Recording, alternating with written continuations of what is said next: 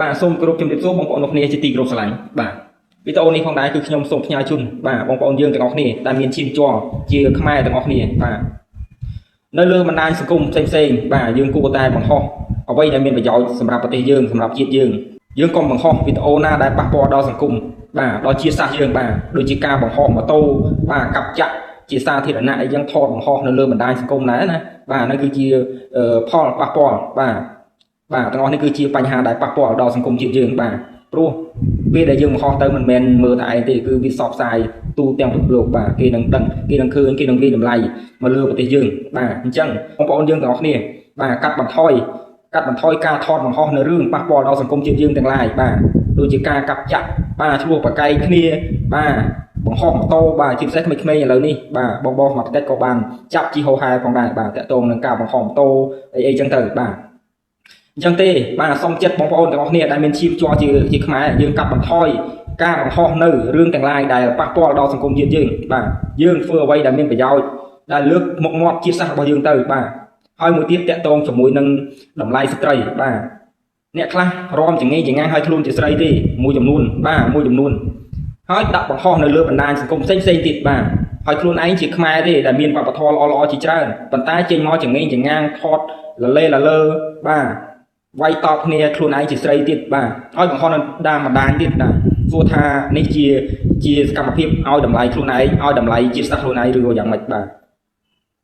សូមបញ្ឈប់បងប្អូនបាទសូមបញ្ឈប់សកម្មភាពទាំងអស់នេះទៅ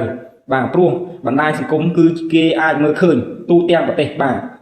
យើងមានវប្បធម៌ល្អៗជាច្រើនណាស់បាទអញ្ចឹងទេសូមបងប្អូនកុំបង្ហោះ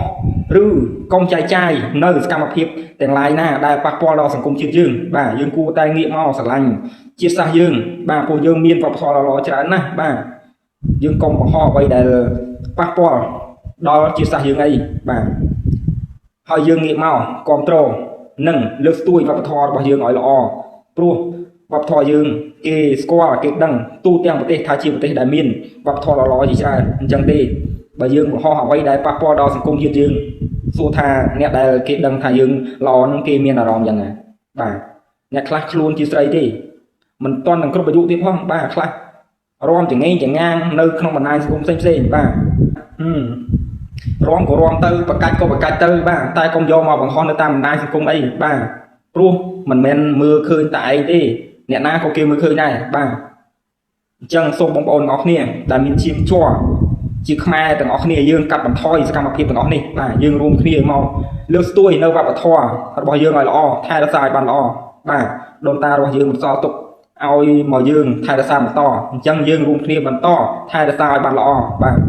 កុំធ្វើសកម្មភាពទាំងអស់នេះលើបណ្ដាញអីបាទអញ្ចឹងខ្ញុំមានតែប៉ុណ្្នឹងទេបងប្អូនបាទសូមអរគុណច្រើនហើយបើសិនជាមានប៉ះពាល់ត្រង់ចំណុចណាបាទក៏សូមខន្តីអភ័យទោសផងបាទព្រោះខ្ញុំនិយាយទៅវាអាចនឹងប៉ះពាល់ចំណុចទាំងអស់នេះបាទជាពិសេសគឺក្មេងៗស៊ីវបាទសូមអរគុណ